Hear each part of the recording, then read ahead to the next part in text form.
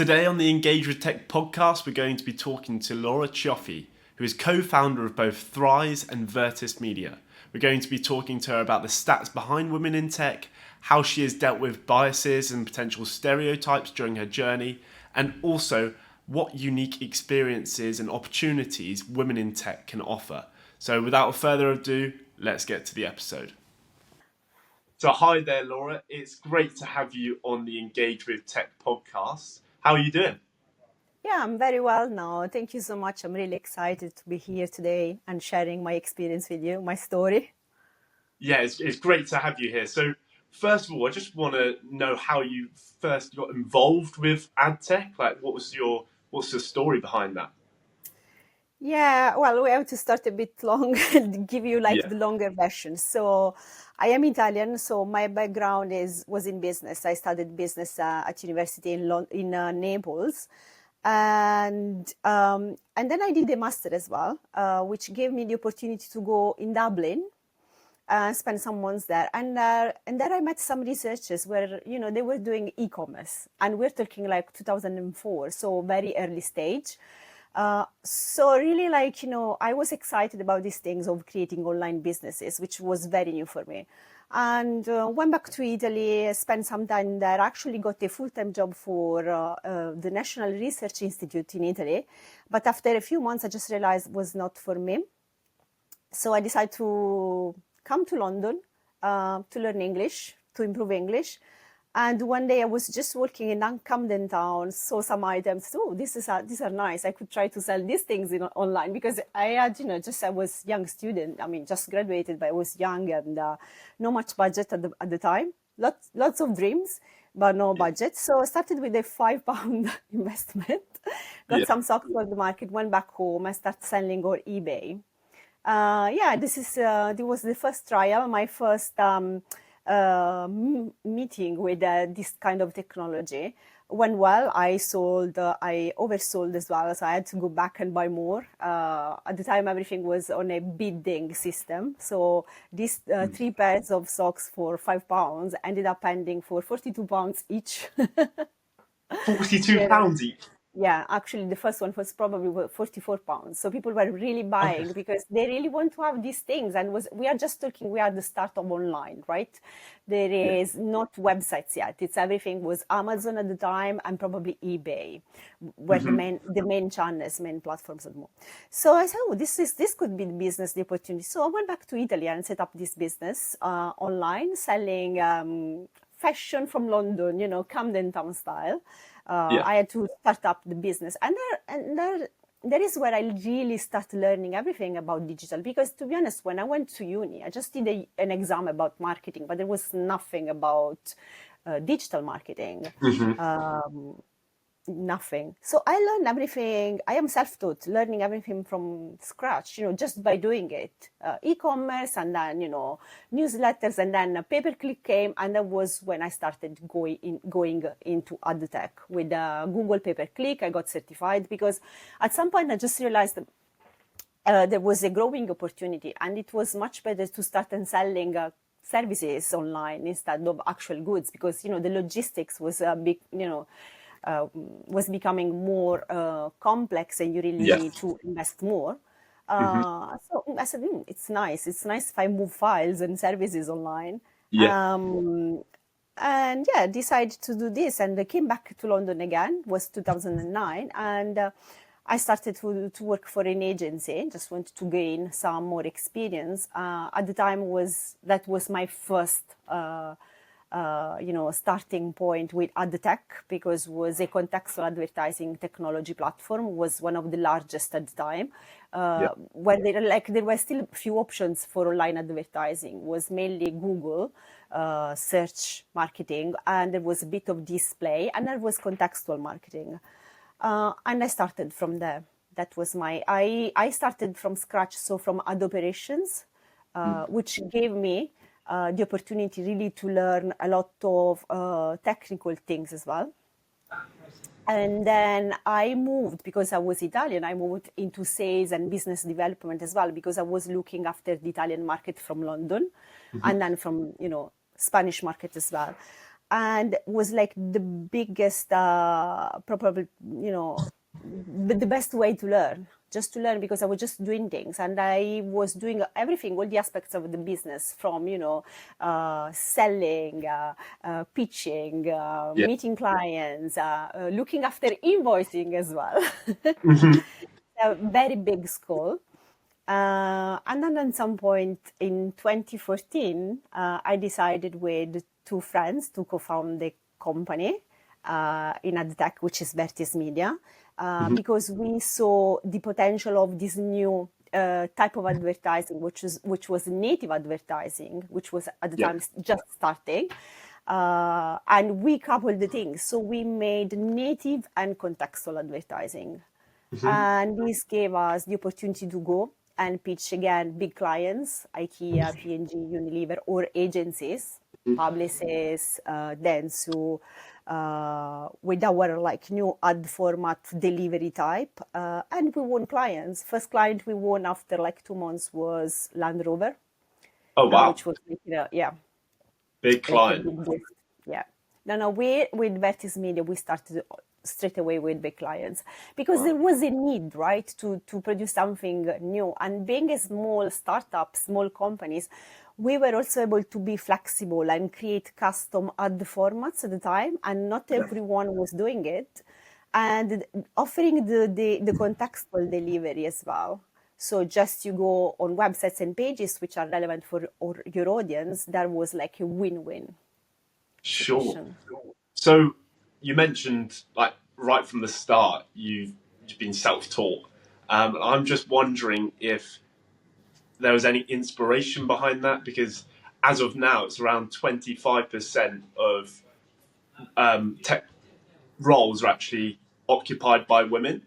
So that's a really quite low percentage. So I was wondering if there was any inspiration for you, or it was just your drive and determination. Yeah, at the time, no inspiration from anyone, Yeah. except obviously those researchers that I met in Dublin. Yeah. There was a female within the team at the time there, so she was inspiring. My mom, just as someone was like a strong woman in business, but no role models, to be honest. And Mhm. I was not even aware at the time about this gap, between Yeah. men and women in the industry. I was not aware at all. Even when I started business, I mean, now I realize, because I had to adapt and do things in a certain way. But at the time, I was not even looking. I was so driven to grow the business, to launch the business, to offer a good solution for our clients, that I was not even noticed that there was all this disparity in the sector, and the percentage of women was so low. Yeah. I think That- it's. I just started, realizing this around 2018, 2019, so very late. yeah. Yeah. Yeah, I think it's become more prominent now, and I'm not too sure why that is, but the figures are they're quite stark, to be honest with you. Yeah. Like 5% of leadership positions in tech are occupied by women, so that means 95% are occupied by men. Um, Obviously, it's been a bit of a different career for you because you started off from scratch building your own thing. But would you say you found any difficulty in actually leveling up your experience? I found some difficulties to grow the business at some point, because the fact is, yeah, it's a very male and white dominated Yeah. industry. So when I started with Vertis Media, at certain point you go, and as a founder of and director of the company, you also have to make like the commercial agreements with these people, right? The agencies. So you go there, you pitch your products and services, you meet teams, they are fine, but then you have to go through the commercial side of things as well, and that is where, like, on the senior level, it's mainly men. So I just realized that at the time I was not even telling these people that I was one of the co-founders. I was just acting as someone who was working for the company, right? Because I Okay. realized that I was probably not taken seriously if I was going there with this kind of senior man. because it was mainly men.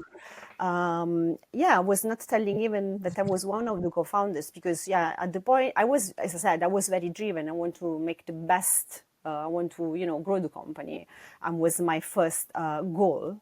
But there was no conversation at the time, really. That's really interesting. Was that a conscious decision to hide the fact that you were a founder, do you think, or just At the did time, I come up? was not even, I was conscious, but was not because I was noticing at the time there were more men. I just like was feeling that I wasn't taken seriously, just going there to do this, negotiation with them. So I decided, it's better just if I stay quiet and say that I work for the company. Yeah, yeah, yeah. Yeah. That's And really interesting. I was also like, I had just had my second baby as well. So it was very critical time as well for me. I remember even like, I really wanted to do that. I remember just going there and with my baby, with my mom waiting for me when I was having the meetings, just because, I really wanted to do that. Yeah, yeah, yeah. So, What yeah. what would you say is your biggest challenge then you've faced as a woman in tech? Would you say it's the childcare sort of side, or is it completely different? Would you say it's the yeah Yeah, childcare, especially here in London, was challenging at the time. Just because you just it's not fair on women. Just because the cost is so high, yeah and that's why probably many women at some point just take career breaks. And sometimes they don't go back in the adtech world. In fact, it's like I think the workforce in the adtech is quite young, right? Just because at some point, you take this decision of taking some time off. That was for sure a challenge. But I think now I just realize even like the lack of role models of other women at the time when I started supporting me was challenging as well. Luckily, this changed, because we have more conversations, and women themselves they start to realize, and that's why now we have so many groups of women, and thanks to LinkedIn or other social media platforms, they are helping to spread the message as well. Because it was even challenging sometimes, even to go and being signed by new partners. In the ad tech world, you have a lot of partners, publishers, tech vendors. It's a lot of things, and it's mainly again men. I was even struggling. I mean, I remember when we were trying to connect with Google. I don't know how many interviews I had, and they were all men as well. really And yeah then, and then thanks to this group of women in programmatic, which was formed like around 2019, 2020, I think, was much easier because you can connect with other women in the industry. You can talk and you can share your, problems, and they can help you, they can mentor you, they can sponsor you. of Yeah, course and yeah. that made really big change. That is that I can imagine that made a huge change. So you mentioned earlier about hiding your status within the company, the fact that you were founder. I was wondering that since then, have you come across any stereotypes or biases that have actually impeded you negatively within work? And no, I think since the conversation started to change, Mm, I think for myself, I have been fine. yeah, But I'm sure there is still some women which are like, receiving that kind of treatment, which I was as well. Now you remind me as well when I was working with another agency and I was pregnant and just announcing the fact that I was pregnant and asking for a salary increase. That yeah, was an issue, and I was told no, just because I was pregnant again, and they said we can easily replace you with a 20-something wow. young salesperson or whatever. And that was not nice, but just I think that gave me as well the grit to go and start something. Yes, yeah, yeah, of course. I can't believe they outright said that to you. Yeah. That, that's Well, quite to be honest, I don't want to justify people, but this was before even this conversation was becoming like more mainstream. So probably this is the thing. Probably even men they don't even realize that, right? Yeah, yeah, potentially. They are Yeah. not aware, they are not educated around these things. Yeah. So, as a leader, then, how do you empower other women in your company? So first of all, flexibility. I must Hmm. say that, just especially the moment we have a person has recently had a baby, so we allow, you know, mothers or parents just to be flexible. The fact that Vertis Media has always been like a company home-based since the start, because I wasn't like when I started Vertis Media, my son had just 2 months. He was 2 months old, right? Gotcha. Yeah. So I was working from home with him. Hmm. And all the team was home based. So for us, like this flexibility has always been key. And I think what is really important is like keeping like mentoring women in the organization, offering them opportunities to grow, like, you know, giving opportunities for learning, education, and networking as well. This is one of the main things I think it's very important for me. It's the opportunity to network. If you can, well, I know we are home based, but if we can, we go out and meet people, meet clients, go to events. Hmm. And now even with online, with LinkedIn, you can do these things even online, right? Hmm. Yeah, and they Yeah. produce results as well. Yeah, we are having this conversation online. We met online, even if then we met even in person. But yeah, Yeah. Yeah. So it's interesting you say about flexibility because recently Miss Crosby, who's CEO of Nationwide, recently said that women may be at risk of missing out on opportunities at work as they are less likely to go into the office than men due to things like childcare expenses. What do you have to say yeah, about that? yeah. At some extent, I agree because things don't really happen in your kitchen Mm. unless or you're just in your kids' room, unless you Yeah, are very proactive as well, right? sure. Uh, Probably a hybrid approach, if it's feasible, would be like good option. But even if it's not, because I understand women need to stay home and they prefer stay home, as Yeah, it's mainly women, you know. Even if I know a lot of parents now does as well, they prefer to work from home yeah, because there's been this debate. But if you want to grow, if you want to like meet new people, meet new clients, partners, I think sometimes it's good to go out, right? Or yeah, to network on LinkedIn again, or like on your platforms. Yeah, definitely. Yeah, yeah, yeah. Yeah. because So our business is a human relationships anyway, so you really need to meet them somehow. yeah, I agree with you, and I think the point that she was coming to is the fact that you miss out on conversations had in office, which potentially could help you develop your career. Yeah, So I do agree with it to an extent, yeah. like you. Uh, so, what changes do you think are necessary to ensure that the future generation of women in tech is more diverse? Yeah. I think the changes really like they have to happen very much long before the recruitment stage or entering the job market. I think it's the issue is in the school, right? In Okay, yeah, education, but I'm talking about secondary school. yeah, Um, I have a daughter at the moment, she's in year 9, about to choose GCSEs subjects, right? Next week. yeah. And I was reading online that girls, I was looking at the stats for this country, but I'm sure Italy probably is much worse and other European countries because the percentage of women in the tech industry is very low across Europe anyway. Mm. And that is where girls, they already start dropping subjects like computer science, for example, Mm. or more STEM subjects, right? So Yeah, something must be wrong already at that stage. They don't make it look like interesting, cool, or, you know, like a career choice as well.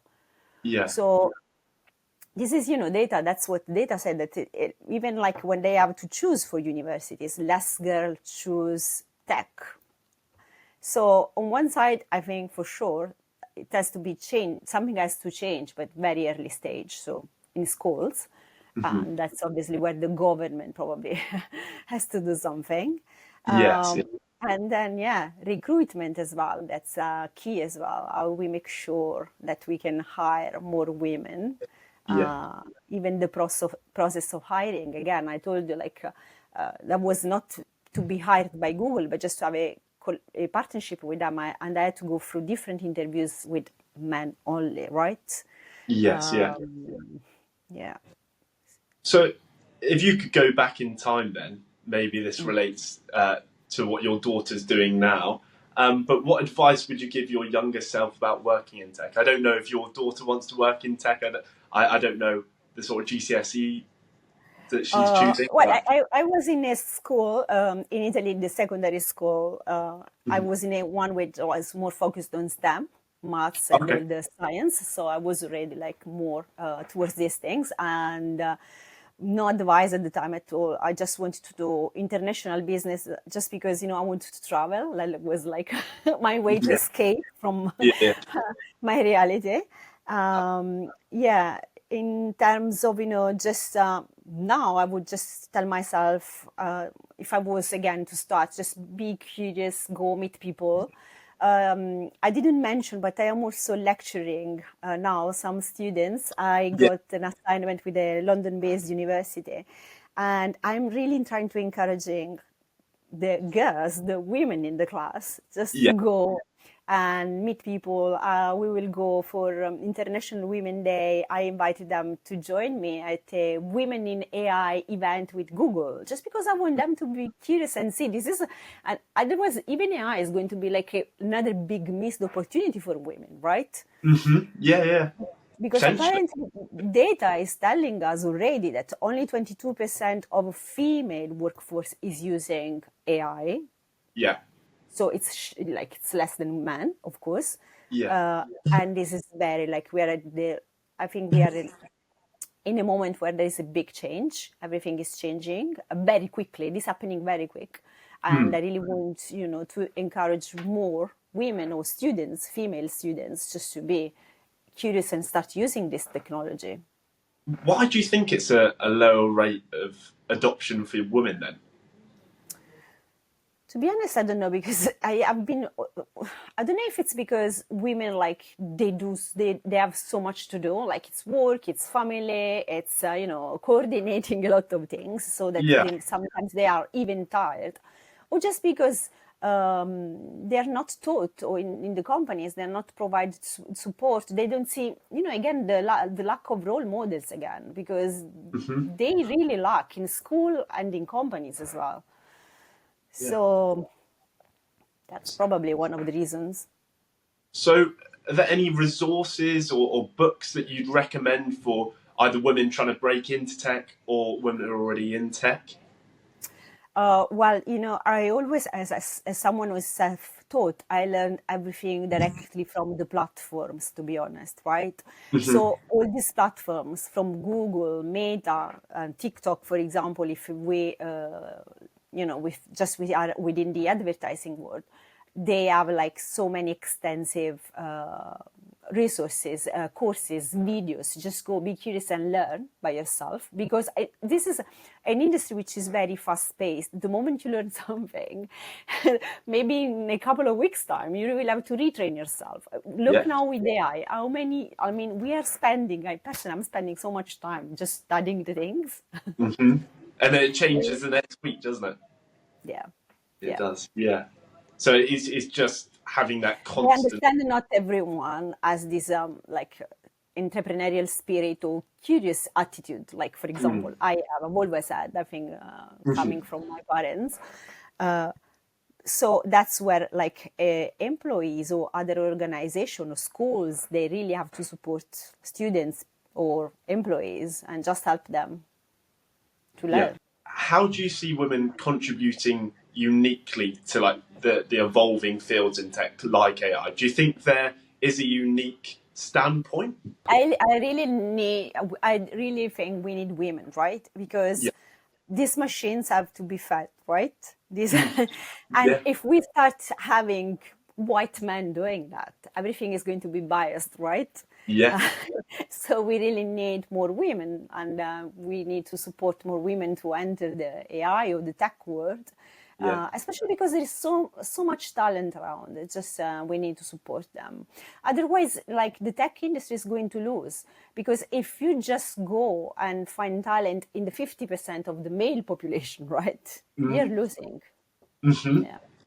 No, I agree with you there. It's so important that the input that you're giving the machines, it doesn't give bias. And I think if we can get a more rounded input from different demographics and different genders, then it will just give us a better outlook for AI. Um, Yeah. what one piece of advice would you give to female tech professionals, either in the industry already or potentially wanting to break into the industry? Again, like networking, Yeah. just go online or just events or within the company itself. Be curious as much as you can, and don't be afraid to ask for help or to ask for support, because what I've found, people is very generous online, and it's not just women. If I go and ask something, I mean, there is a huge response for people. People is willing to help, even men, I mean, especially as well. Yeah. As I said, sometimes they're not even aware, because we weren't aware as well Yeah. 6 years ago, because there was not even a conversation about these things, right? So Hmm. just, yeah, ask for help and network. That's brilliant. That's lovely. Thank you so much for your time, Laura. It was great to hear from you. Is there anything happening with Vertis Media Thriize that you want to talk about? Well, with Vertis Media at the moment, we're really heavily trying to, study and see how we can apply AI Yeah. internally in every stage of the business. But also this is giving opportunity as well, how we can grow the business, how we can change, how we can evolve. Because again, this is an always changing over, industry. And as a company, because we are a small company, we are flexible to adapt and say, we are like focusing a lot on how we can help our clients and to offer more services as well. That's brilliant. Thank you so much again, Laura. Yeah, thank you so much. It's been a pleasure.